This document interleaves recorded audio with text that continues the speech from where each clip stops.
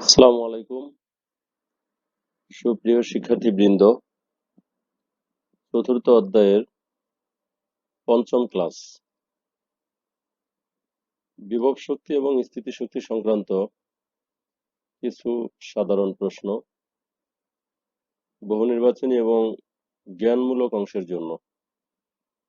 1 নম্বর প্রশ্ন হচ্ছে, শক্তির হিসাব করতে হয় কাজের মাধ্যমে। কৃত কাজ সমান গতিশক্তি সমান বিভব শক্তি।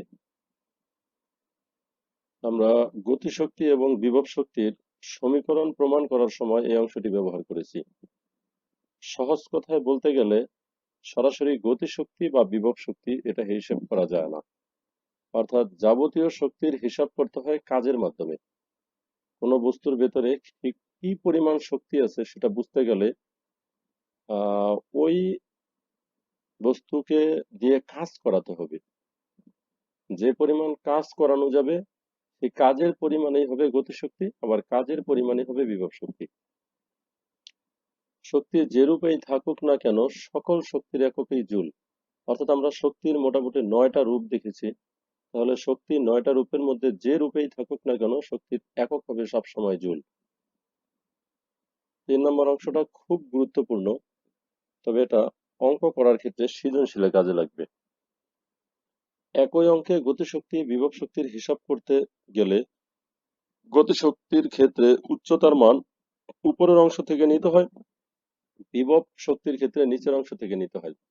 আসলে এটি সরাসরি অঙ্কে প্র্যাকটিক্যাল ব্যবহার না করলে আমি যতই বলি এটা ক্লিয়ার করা সম্ভব নয়। সুতরাং আপাতত এই অংশটা শুধু এতটুকু মনে রাখো যে একটি অঙ্কের ভেতরে যখন একসাথে গতিশক্তি এবং বিভব শক্তি দুইটাই বের করতে বলা হবে, তখন গতিশক্তি বের করার জন্য আমরা উপরের অংশের উচ্চতাকে বিবেচনা করব, আর বিভব শক্তি বের করার সময় আমরা নিচের অংশের উচ্চতাটা বিবেচনা করব।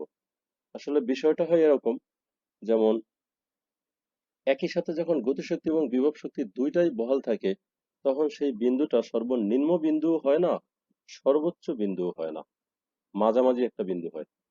তাহলে সর্বোচ্চ বিন্দু এবং সর্বনিম্ন বিন্দু উপরে এবং নিচে দুটি অংশ বাদ দিয়ে মাঝামাঝি একটি বিন্দু বিবেচনা করতে গেলে মাঝামাঝি বিন্দু থেকে উপর পর্যন্ত একটা উচ্চতা থাকে, আবার মাঝামাঝি বিন্দু থেকে নিচ পর্যন্ত একটা উচ্চতা থাকে। যখন গতিশক্তি হিসাব করতে হয় তখন এই মাঝের বিন্দু থেকে সর্বোচ্চ বিন্দু পর্যন্ত ওইটা হিসাব করতে হয়, আর যখন বিভব শক্তি বের করতে হয় তখন মাঝের বিন্দু থেকে সর্বনিম্ন পর্যন্ত। যাই হোক, প্র্যাকটিক্যালি অঙ্ক করলে এটা একদম সহজ হয়ে যাবে। তো আপাতত যদি এরপরেও কেউ 3 নম্বর অংশটি না বুঝে থাকো তাহলে আপাতত এতটুকুই জানো, আমরা অঙ্ক করার ক্ষেত্রে সরাসরি এটা প্র্যাকটিক্যাল ইউজ করব, তখন আর এটা নিয়ে কোনো কনফিউশন থাকবে না। শক্তির মাত্রা, এটা সহজ কথায় বলি, কাজের মাত্রা শক্তির মাত্রা একই। তো কাজের একক শক্তির একক দুইটাই হচ্ছে জুল, সুতরাং মাত্রাও একই, কারণ তারা একই জাতীয় রাশি। যান্ত্রিক শক্তির দুইটি রূপ, একটা গতিশক্তি একটা বিভব শক্তি। যাক, একদম সহজ কথা, গতিশক্তি এবং বিভব শক্তি আমাদের অতি পরিচিত দুইটি শক্তি, কিন্তু আমরা দেখি শক্তির 9টি রূপের মধ্যে যান্ত্রিক গতিশক্তি এবং বিভব শক্তি নেই। তো আমাদের একটা কনফিউশন জাগে যে তাহলে গতিশক্তি বিভব শক্তি কি শক্তির রূপ না? হ্যাঁ, রূপ। কিন্তু গতিশক্তি বিভব শক্তি হচ্ছে যান্ত্রিক শক্তির অংশ, অর্থাৎ শক্তির 9টি রূপের মধ্যে একটি অংশ রয়েছে যান্ত্রিক শক্তি। সেই যান্ত্রিক শক্তির দুইটি রূপ, তার একটি হচ্ছে গতিশক্তি, অপরটি হচ্ছে বিভব শক্তি। বস্তুর বেগ 4 গুণ করলে গতিশক্তি কত গুণ হবে? 16 গুণ। এই প্রশ্নটার উত্তর একেবারেই সহজ, কারণ আমরা গতিশক্তির যে সমীকরণ প্রমাণ করেছি সেখানে আমরা দেখেছি ই কে সমান half of M V square, অর্থাৎ গতিশক্তি হচ্ছে ই কে আর বেগের উপরে হচ্ছে বর্গ, অর্থাৎ ই কে সমান half of M V square যে সমীকরণটা আমরা দেখেছি সেখানে গতিশক্তিটা ই কেই ছিল, কিন্তু বেগের উপরে একটা বর্গ ছিল। একদম সহজ কথা, যেহেতু বেগের উপরে বর্গ ছিল সুতরাং বেগ যদি 4 গুণ করা হয় তাহলে বেগের উপরে বর্গ আছে, তাহলে 4 এর উপরে 4 স্কোয়ার, অর্থাৎ 4 4 16 হয়ে যায়। মানে গতিশক্তির সমান হচ্ছে বেগের বর্গের সাথে গতিশক্তির সম্পর্ক। ইকে সমান 1/2m, তারপর আছে ভি স্কোয়ার। সুতরাং বেগকে যদি 4 গুণ করা হয় তাহলে গতিশক্তি হয়ে যাবে 16 গুণ। ঠিক উল্টা ভাবে যদি আমরা আবার বলতে যাই তাহলে বলতে পারি যে গতিশক্তি হচ্ছে বেগের বর্গের সাথে সম্পর্কযুক্ত। অর্থাৎ বেগকে 4 গুণ করলে গতিশক্তি হয়ে যাচ্ছে 16 গুণ। তাহলে উল্টা করে আমি আবার বলতে পারি যে গতিশক্তিকে যদি আবার 16 গুণ করা হয় তাহলে বেগ হয়ে যাবে 4 গুণ। আমি আবারও বলি, যদি বেগকে 4 গুণ করা হয় তাহলে গতিশক্তি হয়ে যাচ্ছে 16 গুণ। কারণ বেগের উপরে বর্গ ইকে সমান half of M V square.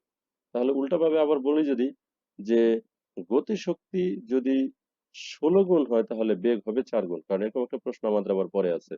এই যে গতিশক্তি 9 গুণ হলে বেগ কত? 3 গুণ। অর্থাৎ গতিশক্তি যত গুণ বেগ হবে তার বর্গমূলের সমান অত গুণ, আর বেগ যত গুণ গতিশক্তি হবে তার বর্গের সমান তত গুণ। আচ্ছা, তীর ছোড়ার পূর্ব মুহূর্তে তীর ধনুকে কোন শক্তি সঞ্চিত থাকে? বিভব শক্তি। একদম সহজ কথা, ওই যে তীর ছোড়ার সময় পূর্বে তীর ধনুকের মধ্যে, ধনুকটা যখন টান দেওয়া হয় অর্থাৎ স্প্রিং এর মতো থাকে, সেটাকে টান দিয়ে এনে ছাড়ার আগে তার ভেতরে একটা শক্তি সঞ্চিত থাকে, সেটা হচ্ছে বিভব শক্তি। ঠিক তীরটাকে টেনে ছেড়ে দিলে তারপরে বিভব শক্তিটা টের পাওয়া যায়। কোন বস্তুর ভর বাড়লে তার গতিশক্তি বিভব শক্তি দুইটাই বৃদ্ধি পায়। কারণ আমরা গতিশক্তির সমীকরণ থেকে দেখছি ই কে সমান half of M V square. M এর সাথে গতিশক্তির সম্পর্ক হচ্ছে সমানুপাতিক। আবার বিভব শক্তি ইপি সমান এম জি এইচ। বিভব শক্তির সমীকরণ থেকেও দেখতে পাচ্ছি বিভব শক্তি ও ভরের সাথে সমানুপাতিক। অর্থাৎ গতিশক্তি হচ্ছে ভরের সমানুপাতিক, বিভব শক্তি হচ্ছে ভরের সমানুপাতিক। সুতরাং কোন বস্তুর ভর বাড়লে তার গতিশক্তি এবং বিভব শক্তি উভয়ই বৃদ্ধি পায়। 10 কেজি ভরের বস্তুর ওজন কত? 10 কেজি ভরের বস্তুর ওজন হচ্ছে 98 নিউটন। কিভাবে? একদম সহজ। ওজনের সমীকরণ হচ্ছে ডব্লিউ সমান এম জি। ডব্লিউ সমান এম জি। অর্থাৎ সহজ কথায় হচ্ছে কোনো বস্তুর ভর যদি জানা থাকে তাহলে তাকে 9.8 দিয়ে গুণ করলে ওজন পাওয়া যায়। যেহেতু বলা হয়েছে ভর 10 কেজি, সুতরাং ওজন হবে তার 9.8 গুণ 98। শক্তির সবচেয়ে সাধারণ রূপ হচ্ছে যান্ত্রিক শক্তি। এটা একটা স্ট্যান্ডার্ড এমসিকিউ, যে শক্তির অনেক রূপই আছে কিন্তু সবগুলো রূপের মধ্যে সবচেয়ে সাধারণ রূপে পাওয়া যায় যান্ত্রিক শক্তি রূপে, এই জন্য বলা হয় শক্তির সবচেয়ে সাধারণ রূপ যান্ত্রিক শক্তি। বস্তুর গতিশক্তি 4 গুণ হলে তার ভরবেগ কত গুণ হবে? এটা আমরা ইকুয়েশন থেকেই বলবো। এখানে যদি ইকুয়েশন গুলো উল্লেখ করা হয় নাই, বলা হয়েছে, কিন্তু একটু মনে করার চেষ্টা করবা যে আমরা এই সমীকরণগুলো সবই পেছনে ব্যবহার করেছি।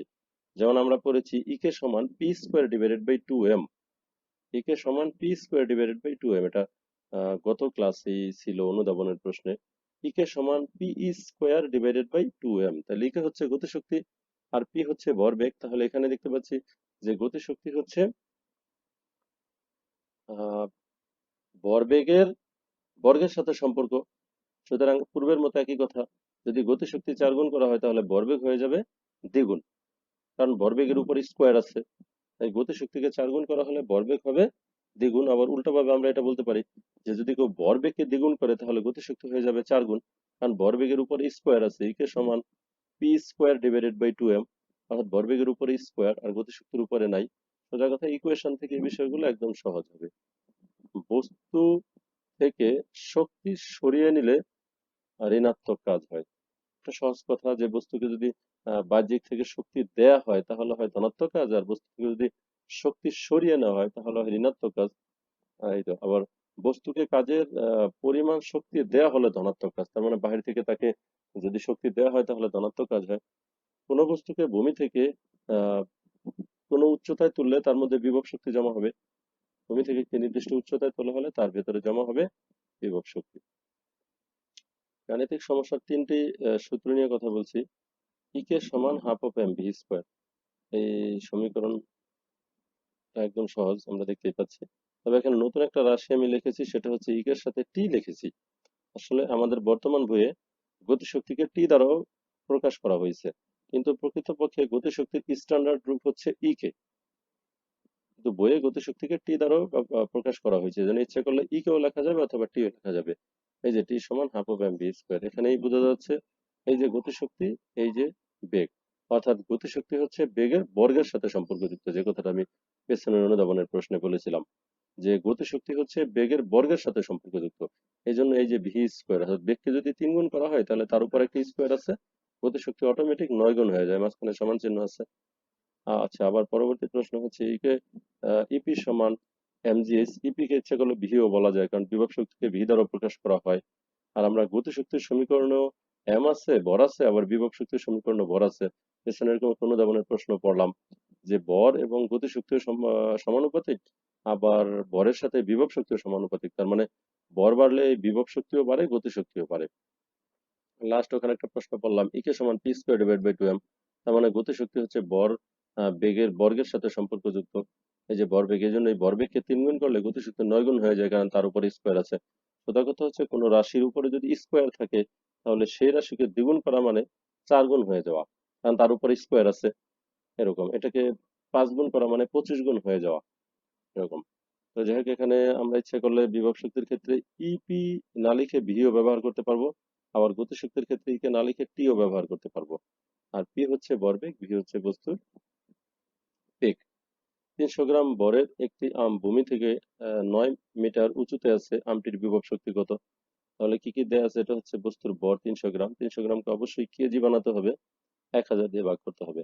তাহলে দেওয়া আছে আমটির ভর এম সমান 300 গ্রাম, এটাকে 1000 দিয়ে ভাগ করলে হয় 0.3 কেজি। সবসময় আমাদের ভরকে এসআই এককে নিয়ে যেতে হবে, এসআই একক হচ্ছে কিলোগ্রাম, তাই আমরা গ্রামকে কিলোগ্রামে প্রকাশ করেছি। ভূমি থেকে 9 মিটার উঁচুতে আছে, সুতরাং উচ্চতা এইচ সমান হচ্ছে 9 মিটার। আমটির বিভব শক্তি ইপি সমান হওয়ার সহজ অর্থে সূত্র একদম সহজ, আমরা জানি ইপি সমান এমজিএইচ। শুধু এম এর মান, জি এর মান এবং এইচ এর মান বসিয়ে গুণ করলেই রেজাল্ট মিলবে। পরবর্তী প্রশ্ন 2 নম্বর, 500 newton per metre square spring ধ্রুবক সম্পূর্ণ কোনো স্প্রিংকে 5 সেন্টিমিটার সংকুচিত করলে সঞ্চিত শক্তি কত? তাহলে দেখতে পাচ্ছি স্প্রিং ধ্রুবকের মান দেয়া আছে। আমরা সূত্রে পেছনে পড়েছি যে স্প্রিং ধ্রুবককে কে দ্বারা প্রকাশ করা হয়, কিন্তু যে কোনো স্প্রিং এর জন্য স্প্রিং ধ্রুবকের মান সরাসরি অঙ্কে দেয়া থাকবে। এই যে আমাদের প্রথমে দেয়া আছে স্প্রিং ধ্রুবক, সুতরাং আমরা লিখে ফেললাম স্প্রিং ধ্রুবক কে সমান 500 নিউটন পার মিটার স্কোয়ার, এটা স্প্রিং ধ্রুবকের একক। আচ্ছা, 5 সেন্টিমিটার সংকুচিত করলে, তাহলে এক দ্বারা সংকোচনও বোঝায় আবার প্রসারণও বোঝায়, কিন্তু যেহেতু এখানে সংকুচিত হয়েছে সুতরাং সংকোচন 1 সমান 5 সেন্টিমিটার। এটাকে মিটারে প্রকাশ করতে হবে, কারণ সেন্টিমিটার হচ্ছে সিজিএস একক। তাহলে এটাকে 100 দিয়ে ভাগ করলে হয়ে যাবে মিটার, এটা হবে এসআই একক। স্প্রিং এর সঞ্চিত শক্তিকে ভি দ্বারা প্রকাশ করা হয়। আমাদের গত দিনের আলোচনায় সূত্র ছিল, আমরা জানি ভি সমান half of K x square, মানটা বসানো হয় নাই, 1/2 ঠিক আছে, কে এর জায়গায় আমরা কে এর মানটা বসিয়ে দিব, আর এক্স এর জায়গায় আমরা এই মিটারের মানটা বসিয়ে ক্যালকুলেটরে কাজ করলে আমাদের রেজাল্ট মিলে যাবে। পরবর্তী প্রশ্ন 3, দেখতে পাচ্ছি 1260 জুল গতি শক্তি বিশিষ্ট দর্বিদের বেগ 6 মিটার পার সেকেন্ড হলে তার ভর কত? তাহলে কি দেয়া আছে? প্রথমত আমরা দেখতে পাচ্ছি গতি শক্তি ইকে সমান 1260 জুল। 1260 জুল গতি শক্তি সম্পূর্ণ দর্বিদের বেগ 6 মিটার পার সেকেন্ড স্কোয়ার, সুতরাং আমরা লিখে ফেলছি বেগ 6 metre per second, second square নয়, বেগের একক হচ্ছে মিটার পার সেকেন্ড। তাহলে তার ভর কত? ভর এম সমান ওয়াট।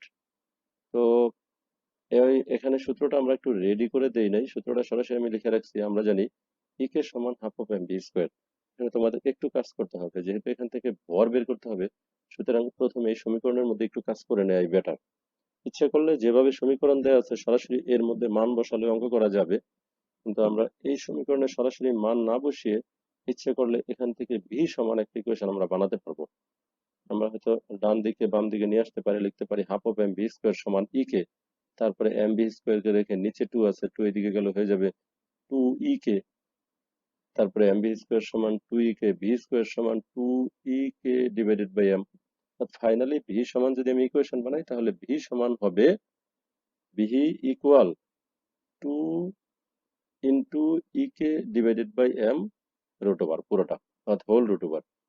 ইকুয়েশনটা রেডি করে নিয়ে তারপরে মান বসালে ভালো হবে, অথবা সরাসরি এই সমীকরণে মান বসালে উত্তর মিলবে। 70 কেজি ভরের দৌড়বিদের গতিশক্তি 1715 হলে তার বেগ কত? এটা আবার এই একই সূত্র দিয়ে কাজ করতে হবে, কিন্তু এখানে বেগ বের করতে হবে। আচ্ছা, পূর্বের প্রশ্নে আসলে এখানে তো আমি সমীকরণটাকে এমন ভাবে বলেছি যেন বেগ বের করেছি। আসলে এটা তো বেগ বের করতে বলা হয় না, এখানে বের করতে বলা হয়েছে ভর। তো এই সমীকরণ থেকে ভরের মানটা বের করে নিতে হবে। আর পরের সমীকরণটা হচ্ছে বেগের মান বের করতে হবে। আসলে দুইটা সমীকরণের একই মান। এখানে গতিশক্তি দেওয়া আছে ইকুয়াল সমান 1715 জুল, ভর হচ্ছে 70 কেজি, বেগ বের করতে হবে। আচ্ছা, দুইটা অঙ্ক একেবারে সেম টাইপের। আমি আবার একটু রিপিট করছি, দুইটা অঙ্কই সম্পূর্ণ সেম টাইপের। এই সমীকরণে হচ্ছে ভর বের করতে হবে, আর এই সমীকরণে বেগ বের করতে হবে। কিন্তু আমি 3 নাম্বার অঙ্ক করতে গিয়ে এখানে ইতিপূর্বে যে কথাগুলো বলেছি সেগুলো সব হচ্ছে বেগের মান বের করার জন্য কথাগুলো বলেছি, ওইভাবে বেগ বের করবা। আর আমি এখন 4 নং সমীকরণ থেকে আহ অর্থাৎ এখানে বের করতে হবে বেগের মান, আর এখানে মূলত বের করতে হবে ভরের মান। কিন্তু আমি অলরেডি এখানে আলোচনায় বেগের মান বের করার কথাটা বলে ফেলেছি, কিন্তু তোমরা এখান থেকে ভরের মান বের করবে একেবারে সহজ। ওই আগের মতোই এম বি স্কোয়ারের পরে এমটা রেখে বাকিটা অন্যদিকে নিয়ে যেতে হবে, আর এই সমীকরণ থেকে বেগ বের করবো, অথবা ইচ্ছে করলে আমরা এই সমীকরণগুলোতে সরাসরি মান বসিয়েও করতে পারবো। 5 নাম্বার অঙ্ক, 100 কেজি ভরের একটি বস্তুর ভরবেগ 200 কেজি মিটার পার সেকেন্ড হলে গতিশক্তি বের করো। দেখতে পাচ্ছি দেওয়া আছে বস্তুর ভর এম সমান 100 কেজি, আর ভর বেগ এটাকে পি দ্বারা প্রকাশ করা হয় 200 কেজি মিটার পার সেকেন্ড, তাহলে গতিশক্তি ইকে সমান হট। এটা করার জন্য আমাদের যে সূত্র সেটা হচ্ছে ইকে সমান P square divide by 2m। আমরা এই সমীকরণের প্রমাণটি ইতিপূর্বে করেছি। এখানে সরাসরি পি ভরবেগ দেওয়া আছে আর ভর দেওয়া আছে, মান বসালে এখান থেকে হবে। এরপর অঙ্ক নাম্বার 6, 0.5 কেজি ভরের একটি বস্তুকে 88 মিটার পার সেকেন্ড বেগে খাড়া উপরের দিকে ছুঁড়ে মারার 3 সেকেন্ড পর গতিশক্তি কত হবে? এখানে কিছু কাজ বাকি রেখেছি। দেওয়া আছে বস্তুর ভর এম সমান 0.5 কেজি, যেটা দেওয়া আছে বস্তুর আদি বেগ 88 মিটার পার সেকেন্ড, তাও দেওয়া আছে, সময় দেওয়া আছে 3 সেকেন্ড। তারপর একটা সমীকরণ লিখে রেখেছি শেষ বেগ ভি সমান ইউ মাইনাস জিটি। এখানে কিছু কাজ তোমাদের জন্য বাকি আছে। এখানে আমি জাস্ট লিখে রেখেছি শেষ বেগ ভি সমান ইউ মাইনাস জিটি। তুমি এখান থেকে প্রথমত শেষ বেগটা বের করবা কিভাবে? পরের লাইনে ভি সমান ইউ মাইনাস জিটি থেকে পরের লাইনে লিখবা ইউর মান হচ্ছে 88 মাইনাস জি হচ্ছে 9.8 ইন্টু টি হচ্ছে 3 সেকেন্ড। তো হিসাব করলে এখান থেকে আমরা শেষ বেগ ভির মানটা পেয়ে যাব। এই মানটা পাওয়ার পরে তারপরে আমরা লিখবো গতিশক্তি ইকে সমান হাফ। তো পরবর্তীতে ইকে সমান half of M V square. তাহলে হাফ অফ এম, এই যে এম দেওয়া আছে 0.5 কেজি, কিন্তু এই যে বেগ ভি কত, এই বেগটাই আমরা এখানে যে বেগটা বের করব সেই বেগটা হচ্ছে এই বেগটা। তাহলে কিছু কাজ বাকি রেখে দিছি। এখানে শেষ বেগের মানটা বের করা হয় না, তুমি প্রথমত এখানে শেষ বেগের মানটা বের করবা। ইউ জি টি তিনটা মানে আমাদের জানা আছে, ওই শেষ বেগের মানটাই আমরা পরবর্তীতে এখানে বসাবো। আর এম দরকার, এম তো শুরুতে দেয়াই ছিল। 7 নম্বর প্রশ্ন, 2 কেজি ভরের কোনো বস্তুর বেগ 4 মিটার পার সেকেন্ড থেকে 6 মিটার পার সেকেন্ড করা হলে এর গতিশক্তি কত বৃদ্ধি পাবে? তো একদম ইজি প্রশ্ন, অঙ্কটা আসলে বিভিন্ন ভাবেই করা যায়, তো আমি একদম শর্টকাট একটা সিস্টেমে অঙ্কটা করে রেখেছি। দেওয়া আছে বস্তুর ভর এম সমান 2 কেজি, আর যেহেতু বেগের মান 4 থেকে 6 করা হলো, সুতরাং আমরা বলতে পারি আদি বেগ 4, শেষ বেগ 6। কারণ 4 থেকে 6 করা হয়েছে, তাহলে এটা শেষ বেগ। সুতরাং আদি বেগ ইউ সমান 4 মিটার পার সেকেন্ড, শেষ বেগ ভি সমান 6 মিটার পার সেকেন্ড। তো এখন আমরা যে কাজটা করবো, যেহেতু বলছে গতিশক্তি কত বৃদ্ধি পাবে, তাহলে আমরা আদি গতিশক্তি আর শেষ গতিশক্তি বের করে দুইটা গতিশক্তি বিয়োগ করলেই আমরা বলতে পারবো গতিশক্তি কতটুকু বৃদ্ধি পেয়েছে। তাহলে আদি আদি গতিশক্তি কিভাবে বের করবো? আদি গতিশক্তি বের করার ইকুয়েশন হচ্ছে আদি গতিশক্তি ই কে ওয়ান সমান half of M U square.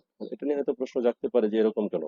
আসলে আমরা গতিশক্তির সমীকরণ জানি, গতিশক্তি ই কে সমান half of M V square. V হচ্ছে বেগ, কিন্তু যেহেতু এখানে আদি গতিশক্তি বের করতে বলা হয়েছে, সুতরাং আদি বেগ বসাতে হবে। আর এটা হচ্ছে শেষ গতিশক্তি বের করার সময়, তখন আমরা শেষ বেগ ব্যবহার করব। আসলে এখানে হচ্ছে বেগ বেগ বেগ, এখন যেহেতু শেষ গতিশক্তি তাই শেষ বেগ বসবে, আর এখানে আদি গতিশক্তির জন্য আদি বেগ বসবে। একদম সহজ। তাহলে আদি গতিশক্তি কে ওয়ান সমান half of M U square. M এর মান জানা আছে, ইউর মান এখান থেকে ইউ ই কে ওয়ান বের করব, আর শেষ গতিশক্তি ই কে টু বের করব half of M into V square. তাহলে ইউ এবং ভি দুইটাই দেওয়া আছে। তাহলে একটা হলো আদি গতিশক্তি, একটা শেষ গতিশক্তি। বলেছে গতিশক্তির বৃদ্ধি কে সমান হর। একদম সহজ সূত্র। এখানে আমরা জানি বা সুতরাং লিখছি, সমস্যা নেই, সুতরাং লিখতে পারো। সূত্র হচ্ছে ই কে two minus E K one, অর্থাৎ শেষ গতিশক্তি মাইনাস আদি গতিশক্তি সমান হচ্ছে গতিশক্তির বৃদ্ধি, জাস্ট বিয়োগ করলেই গতিশক্তির বৃদ্ধিটা জানতে পারবো। সবাইকে ধন্যবাদ। আসসালামু আলাইকুম।